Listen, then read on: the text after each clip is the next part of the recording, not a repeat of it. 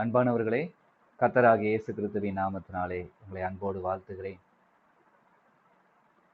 இந்த காலங்கள்லங்க தங்களுடைய சொந்த பந்தங்களை நடத்தி தங்களுடைய பிள்ளைகளை வளர்த்து இந்த பள்ளிக்கூட காலங்களிலே பிள்ளைகளுக்கு தேவையான அனைத்தையும் சந்திக்கிற பெற்றோர்கள் எவ்வளவு காரியங்களை குறித்து கவலைப்படுகிறவர்களாக இருப்பீங்க.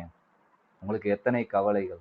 அதே போல வாலிப நாட்களிலும் அருமையான கல்லூரி படிப்பின் மத்தியிலும் சேர்ந்த ஒரு நோக்கம் இருக்கும். இப்பொழுது அந்த நோக்கமெல்லாம் எப்படி இருக்கிறதோ, சூழ்நிலைகளாக மாற்றப்பட்டு எத்தனையோ காரியங்கள்ல கவலைப்பட்டு கலங்குறவங்களா இருப்பீங்க. இப்படி ஒவ்வொரு வாழ்க்கையும் எடுத்துக்கிட்டே இருக்கலாம். பெற்றோர்கள், வாலிபர்கள், சிறு பிள்ளைகளுக்கும் அநேக காரியங்களை குறித்து கவலை இருக்கும். இது போலயே கவலைப்பட்டு கவலைப்பட்டு எத்தனை காரியத்துக்கு தான் கவலைப்பட.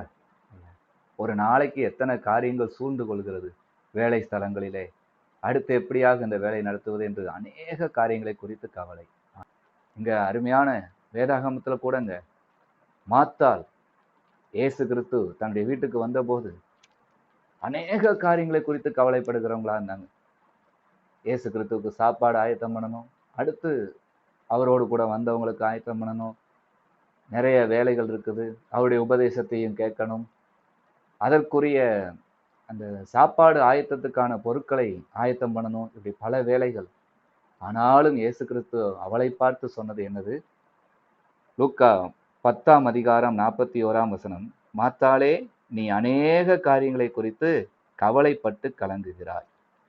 அநேக காரியத்தை குறித்து கவலைப்படுகிற, ஆனா தேவையானது ஒன்றுதான். என்னுடைய உபதேசத்தை நீ கேட்டு என் உபதேசத்தின்படி ஜெபித்து நீ நடக்க வேண்டிய எல்லா வழிகளுக்கும் வழிகாட்டுகிறவர் வந்திருக்கிறேன். உன்னுடைய காரியங்களை எல்லாம் பார்த்து கொள்கிறவர் வந்திருக்கிறேன். நீ கொஞ்சம் நினைச்சு பாருங்களேன். எல்லா காரியங்களை குறித்து கவலைப்படுகிறீங்க.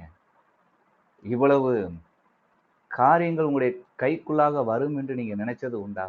ஒரு சிறு பிள்ளையா தானே பிறந்து வளர்ந்துருப்பீங்க. சாதாரண ஒரு வாழ்க்கை தானே இன்னைக்கு பெற்றோர்களா மாறி இன்னைக்கு பிள்ளைகளை வழி நடத்தி, அதுபோல வாலிப நாட்களும் இருக்கிற பிள்ளைங்க, நீங்க சிறு குழந்தைகளா இருந்த காலங்கள், இப்பொழுது கல்லூரி பருவங்கள், அந்த பள்ளி படிப்பை எப்படி கடப்போம் என்கிற கவலையோடு இருந்த நீங்க இன்று கல்லூரி படிப்புல இருக்கிறீங்க.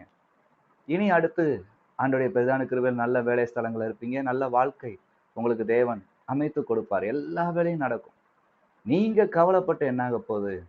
அநேக காரியங்களை உங்களுக்காக ஆயத்தப்படுத்தி வைத்திருக்கிற இயேசு கிறிஸ்துவை சொந்தமாக ஏற்றுக்கொண்ட நீங்க அவருக்குள்ளேயே வேண்டிக் கொள்ளுங்க.